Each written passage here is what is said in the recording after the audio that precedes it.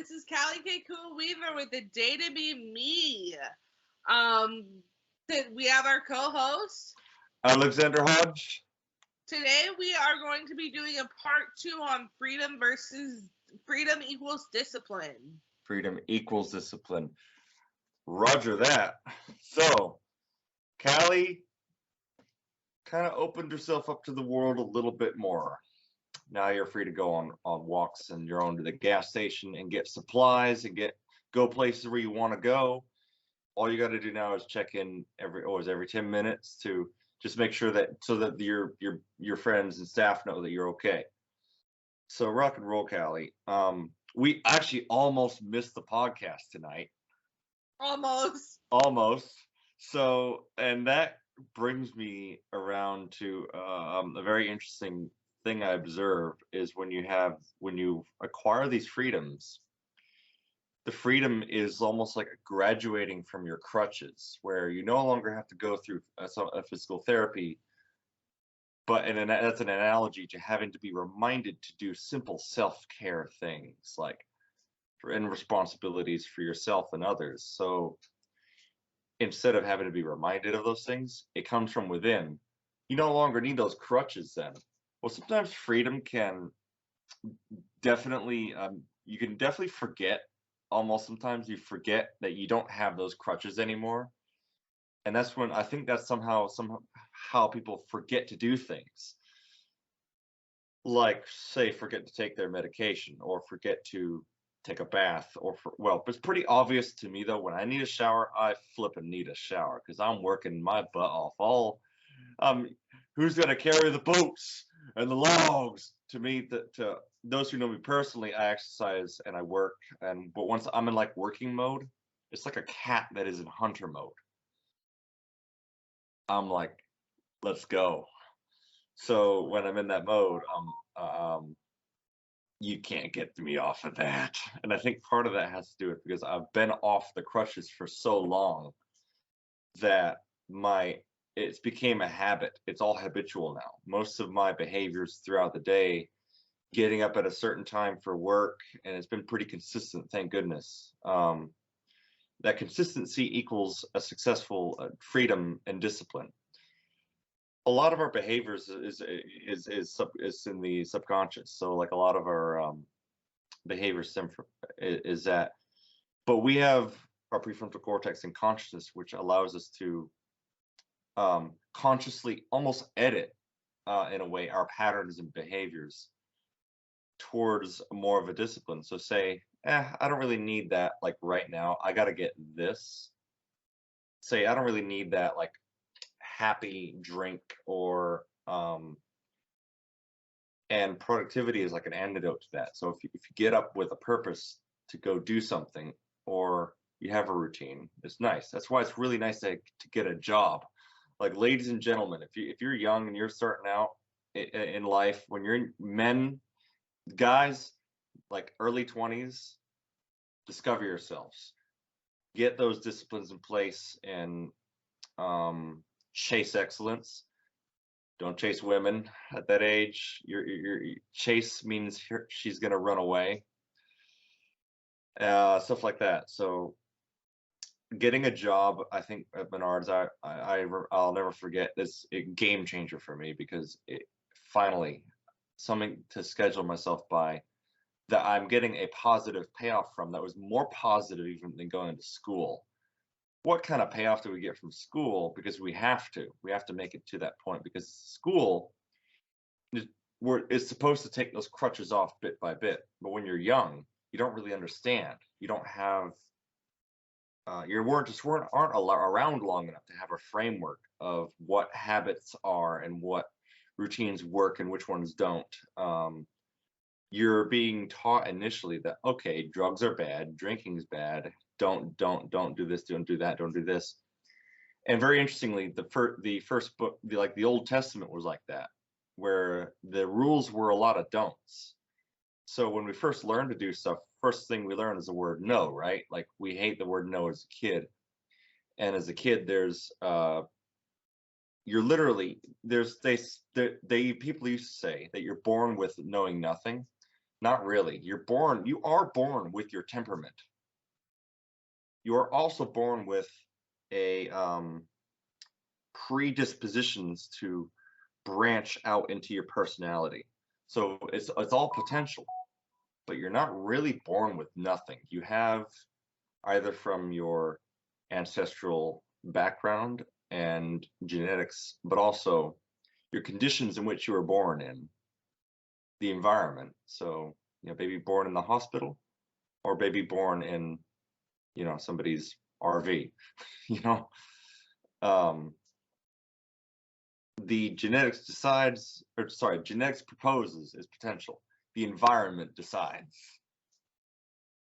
And then if you're a believer, ultimately, he decides.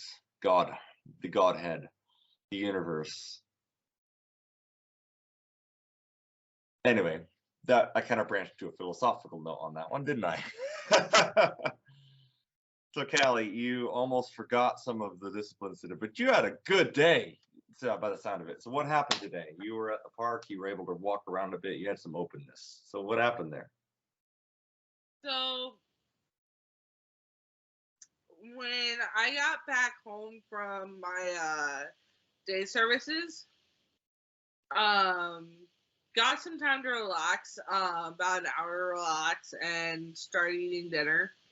I had the idea because I go on all of my housemates outings. Why don't they come on mine, where we all just go together?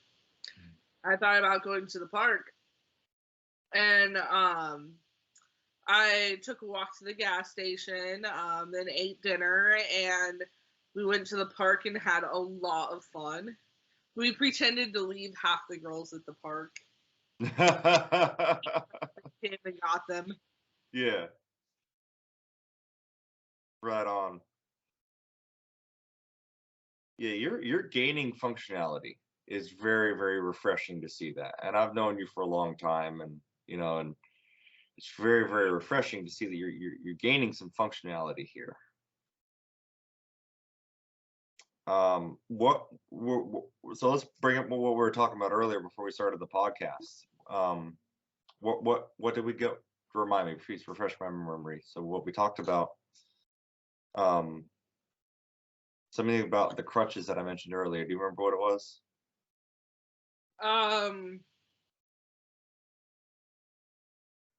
We were talking about how like I have it on the tip of my tongue. We were talking about how like with medications and stuff like that, and like it was task switching. That's it. Thank you. Yes. So yes, Pat Mack once said he also, we are not multitaskers. We cannot perform two tasks simultaneously on a conscious level. We can task switch or task stack or perform two tasks intuitively, meaning we can walking's pretty intuitive. But doing something with your hands, and talking at the same time, that takes training, that takes conscious effort. Really hard to do on a conscious level. So, Callie, I think we discovered something here that some people struggle with task switching when it comes to having to, especially when we're being reminded from an external source that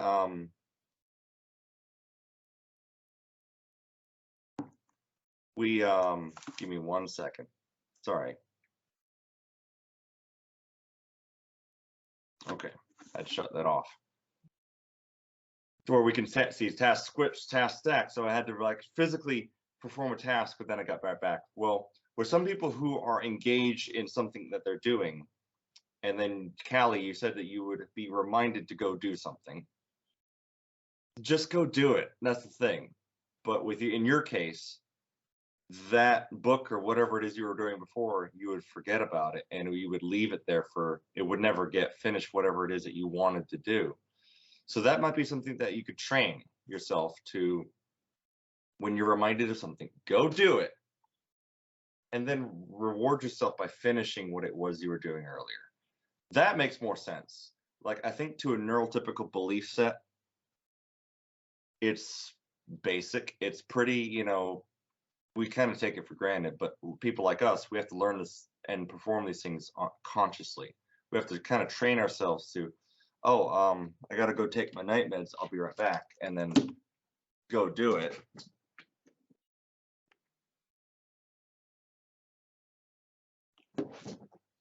And then come back and finish what you did. By the way, I already took my night meds, so ha. So does that sound like, that seems like a good demonstration. Now with Callie, with you, you will leave it there for days. You said you'll never get back to it once you're interrupted like that. But the interruption is when you got like more than one staff telling you at the same time, it's more important. It's more of a priority than what you're doing right now. Because reading is for recreation typically, or education recreation. Taking your meds or to going to take a shower or going out and doing something for yourself and others, that's a care. That's a self-care thing. That trumps recreation and education. In fact, that's one of the things that I learned the hard way, is that mental health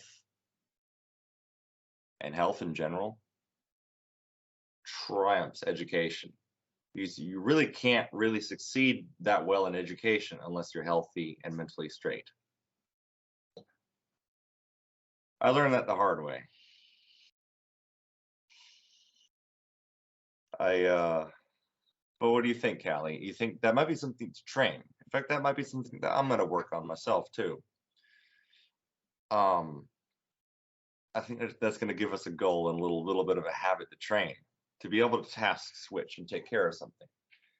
Then come back and reward ourselves with finishing our book or finishing our whatever it is we're doing on our computer, and work, and or not. Also, work for me trumps both of those things. So it's work, health and work kind of go hand in hand for me. But then recreation and education I put kind of below that, because I have to be also mentally straight and to have a good income. And then recreation is kind of like, pursue what is meaningful, not what is expedient.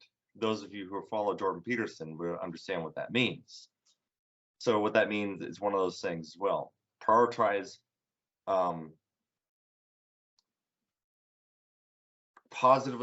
negatively prioritize expedience, and then positively prioritize meaning.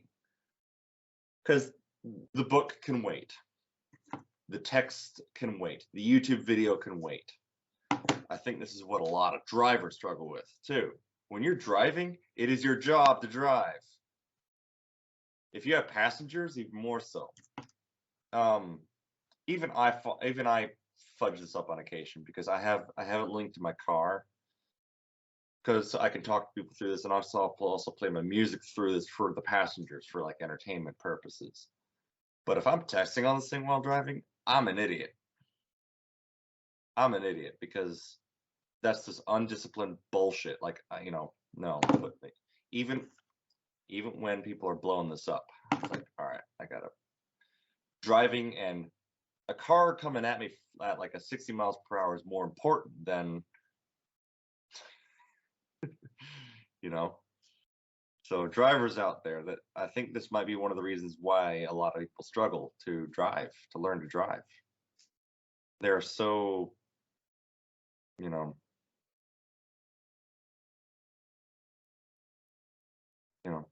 the priorities aren't really, haven't been taught very well. Very interesting. Or Callie, you actually brought it to my attention that it's not always what is taught, that some people lose those abilities because of trauma and because of setbacks and stuff. That really gave me good lessons learned.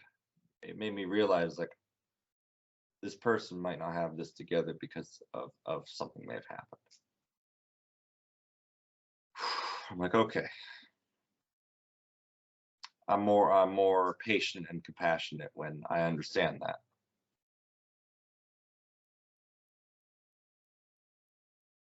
But the discipline equals freedom part still applies, whether you have trauma or not. That's, that doesn't affect the formula of discipline equals freedom. Discipline doesn't have to be a chore. That's the other thing we got to realize too. It's not a chore. You got to find a way to find out what the payoff is of your discipline.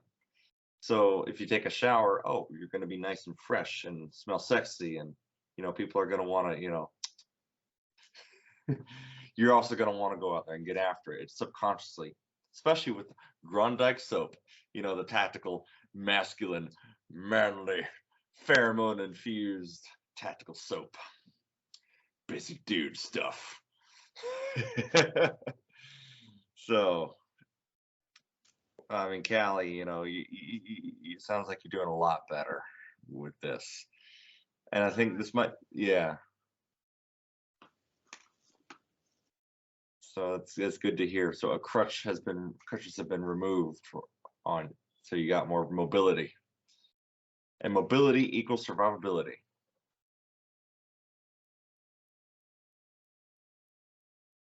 Is that dry? What is that? Is that dried?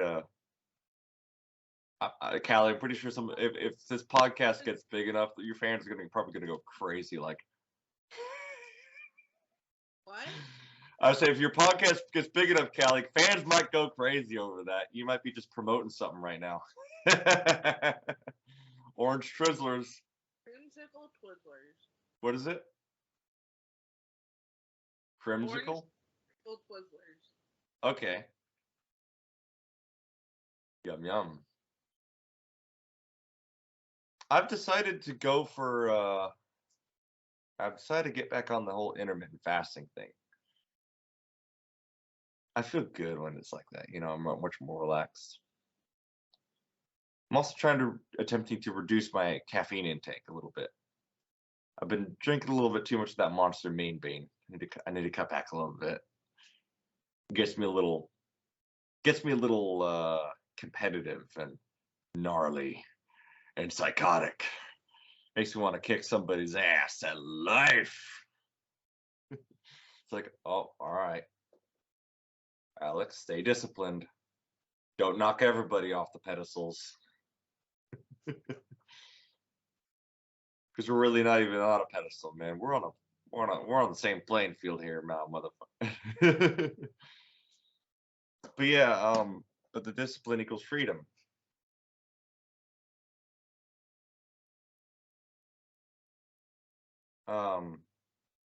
Removing of the crutches as well, and remembering that when those crutches are removed and you have the freedom and you have the mobility, to remember how you got there how you got the mobility in the first place. Remember the sacrifices that were made as well. That's another topic I want to get into the segment here. Here's another section of this, is the idea of sacrifice.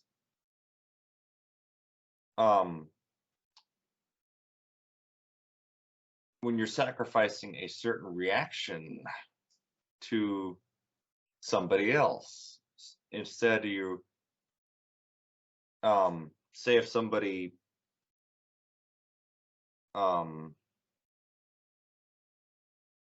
does something so out of the ordinary, so stupid that just pisses you off, you just want to right, but you can't. So the idea of sacrifice is to sacrifice your animalistic reptilian brain's reaction to the situation and override that with the disciplined, okay,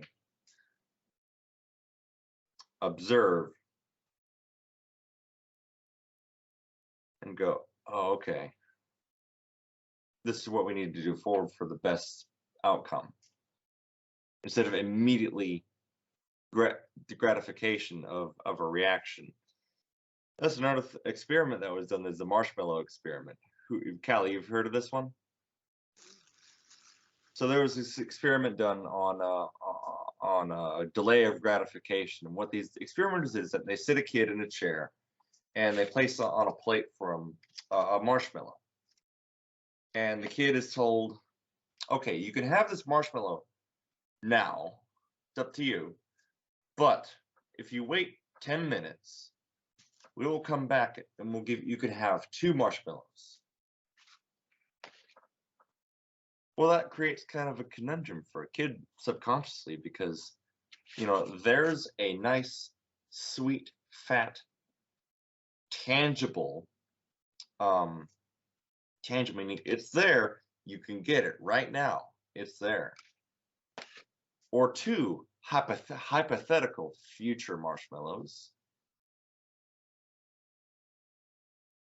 which the kids that went through the study who are now adults were continued under the study to see how successful they became. The kids that could delay gratification and they waited the 10 minutes, they would like look out, they'd find ways to distract themselves, or they would like pick up the marshmallow, look at it, put it back down for like 10 minutes, right? Well, the kids that were able to make it through the whole thing and they get the 2 marshmallows as a reward. Not only reward, but it's actually one of those natural universal rewards. When you sacrifice the present for the future, because when it's backwards is when things turn to chaos. You're sacrificing your future for what is right now. How does that normally play out? Not very good, right? Because you're killing your ideal. Hell, Cain killed his ideal brother in the Cain and Abel story in the Bible. So, but that's an extreme version of killing off your potential future self. But you get 2 hypothetical marshmallows, which I've learned that adults that have been through an environment of uncertainty can't delay gratification, or they almost can't do it because of that trauma, because of the uncertainty. So say if that experiment were set up differently, where the adults broke the promise to the kid, where he's getting no marshmallows. What if something happens that's chaotic? Where, okay, now the kid doesn't have any marshmallows. The kid's probably, hold on, Callie, let me get to my point. The kid is probably thinking,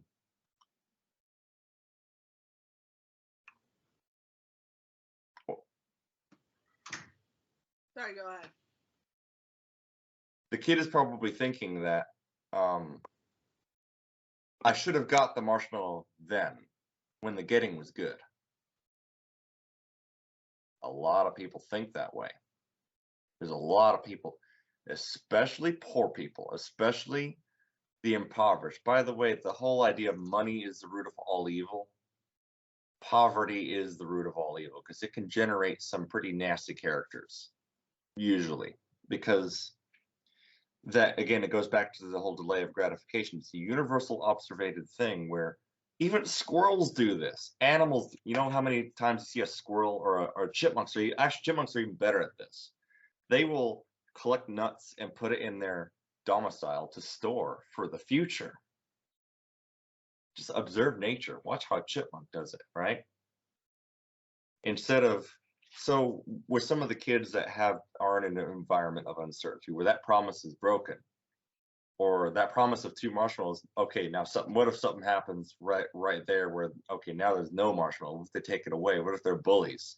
What if it's an abusive situation where they take away everything? Okay, now the kid's probably thinking, I should have grabbed that marshmallow when I had the chance, which enforces right now. I have to have it now. You can't, and they can't really seem to really discipline themselves very well because they had that environment of uncertainty and false promise. So in order for the delay of gratification to work, you got to have an environment of some kind of stable like reward system. Meritocracy is actually very very interesting because for one, it seems to work. You get what you worked for. You get what you deserve because you deserve what you worked for. That seems to really work, as far as I'm concerned. Personally, it works for me. Because the discipline has to have some kind of stable payoff. Right? I mean, so what do you think, Callie? I mean, what payoffs have you found from following a discipline? Because for one, now you get to walk around and be free. That's a payoff.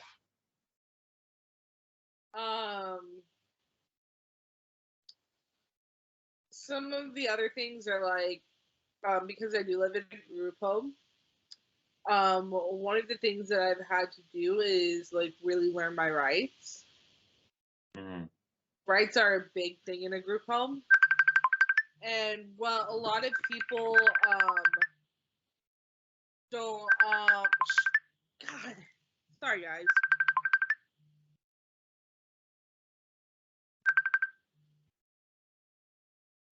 Technical difficulties.